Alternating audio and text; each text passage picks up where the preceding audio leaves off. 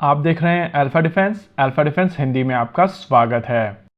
आज के इस वीडियो में हम लोग बात करेंगे इंडियन नेवी के लिए बनाए जाने वाले एलपीडीज के बारे में। एलपीडी यानी कि लैंडिंग प्लेटफॉर्म डॉक बेसिकली ऐसे शिप्स होते हैं जिनके ऊपर हेलीकॉप्टर्स लैंड करते हैं और इन शिप्स के ऊपर एम्फीबियस कैपेबिलिटी होती है जिससे एम्फीबियस असॉल्ट जैसे मिशंस को काफी आसानी से एग्जीक्यूट किया जा सकता है। इस टेंडर के बारे में डिटेल में बात करने से पहले एम्फीबियस असॉल्ट कैपेबिलिटी को समझ लेते हैं। इमेजिन कीजिए कि एक ऐसा देश है जिसके साथ में आपकी जमीनी सीमा नहीं मिलती है, लेकिन कहीं ना कहीं आपकी समुद्री सीमा उनसे मिलती है जिससे आपकी नेवी के शिप्स वहां तक पहुंच सकते हैं। ऐसी स्थिति में आपकी एयरफोर्स इस देश के ऊपर बॉम्बिंग करके इसको सॉफ्ट बना देगी और उसके बाद एक ऐसा स्लॉट ढूंढा जाएगा जहां पर आपके नेवी के शिप्स जाकर डॉक कर सकें। इस लैंडिंग के लिए जो शिप्स यूज किए जाते हैं वो छोटे छोटे लैंडिंग असॉल्ट शिप्स होते हैं और अगर एनिमी टेरिटरी काफी ज्यादा दूर है तो ये लैंडिंग असॉल्ट शिप्स को दूसरे बड़े शिप्स के अंदर होना पड़ता है। अभी आप अपनी स्क्रीन के ऊपर एक यूएस की ऐसी ही एक्सरसाइज को देख रहे हैं और आपको यहाँ पर दिख रहा होगा कि एक बड़े शिप के अंदर छोटे छोटे कई सारे शिप्स हैं जो एम्फीबियस असॉल्ट के लिए तैयार किए जा रहे हैं। ये छोटे शिप्स जिस बड़े शिप के अंदर होते हैं उसको आप एलपीडी या एलएचडी कहते हैं। हालांकि इंडियन नेवी की डेफिनेशन है एमआरएसवी यानी कि मल्टी रोल सपोर्ट वेसल। इस नॉमेनक्लेचर के पीछे सबसे बड़ा कारण है कि ये एक ड्रोन कैरियर भी होने वाला है, यानी कि इंडियन नेवी इसके ऊपर से फिक्स विंग यूएवीज को भी ऑपरेट करेगी जो नेवी को काफी बड़े एरिया के ऊपर नजर रखने में मदद करेगा। वैसे टेक्निकलिटीज में जाने से पहले समझ लेते हैं कि एग्जैक्टली आज हम लोग इसके बारे में बात क्यों कर रहे हैं और ये न्यूज में वापस कैसे आए। कल एएनआई की तरफ से रिपोर्ट किया गया था कि लगभग 80,000 करोड़ की लागत में 4 शिप्स को लेकर ये प्रोसेस जल्द ही शुरू होने वाला है और इस रेस में 4 इंडियन शिपयार्ड्स इन्वॉल्व हैं। अगर इन 4 शिपयार्ड्स की बात की जाए तो Cochin shipyard limited, L&T ship building,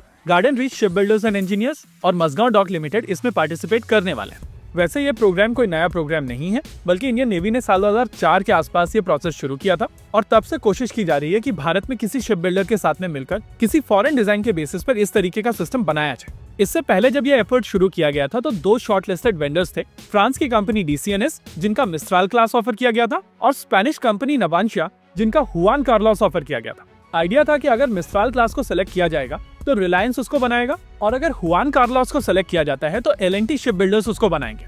eventually Reliance naval bankrupt हो गया और ये एक सिंगल वेंडर सिचुएशन बन गई जिसके बाद में इस आरएफपी को रिट्रैक्ट कर लिया गया था। इसके अलावा रिट्रैक्शन के पीछे एक कारण इसकी कॉस्ट भी थी क्योंकि हुआन कार्लोस कंपैरेटिवली ज्यादा कॉस्टली है और जिस तरीके का बजट इस सिस्टम के लिए डिसाइड किया गया था ये उसके बाहर जा रहा था। वैसे कुछ सालों पहले इंडियन नेवी की तरफ से ये आरएफआई फिर से रिलीज की गई थी और इस बार प्राइवेट शिप बिल्डर्स के साथ में गवर्नमेंट ऑफ इंडिया के शिप बिल्डर्स को भी इंक्लूड किया गया है। वहीं अगर इंटरनेशनल पार्टनर्स की बात की जाए तो नवांशिया और डीसीएनएस के साथ साथ इटालियन फिनकैंटेरी और South Korean company Hanjin heavy industries इसमें पार्टिसिपेट करने वाली। वैसे पिछले कुछ समय से इंडियन ओशन रीजन जिस तरीके से वॉलेटाइल हुआ है उसके बाद इंडियन नेवी की ये क्षमता बहुत ज्यादा इंपॉर्टेंट हो जाती है। वैसे फिलहाल इंडियन नेवी के पास में लिमिटेड कैपेसिटी में एम्फीबियस असॉल्ट कैपेबिलिटी मौजूद है, लेकिन जिस तरीके की क्षमता एलएचडीज लेकर आते हैं वो आपको बड़े स्केल पर ऑपरेशन करने में मदद करते हैं।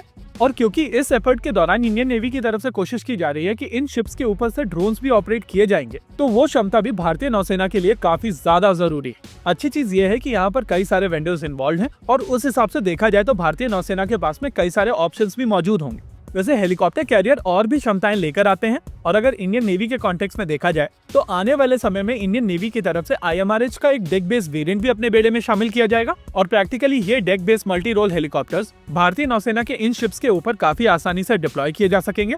और अगर आप बड़ी पिक्चर को देखने की कोशिश करेंगे तो आपको समझ में आएगा कि सभी कंपोनेंट्स इस समय देश में मौजूद हैं। ऐसे में जरूरत है कि ये प्रोजेक्ट आगे बढ़े और बेस्ट वेंडर को यहाँ पर चूज किया जाए। वैसे रशिया की तरफ से अपना प्रोजेक्ट 23900 एम्फीबियस असॉल्ट शिप भी यहाँ पर ऑफर किया जाएगा, लेकिन हम लोगों को एक चीज समझनी पड़ेगी कि रशिया का ये शिप अभी भी पेपर पे। इसी के साथ आज के इस वीडियो में रखते हैं केवल इतना ही। वीडियो को अंत तक देखने के लिए धन्यवाद। देखते रहिए अल्फा डिफेंस। जय हिंद।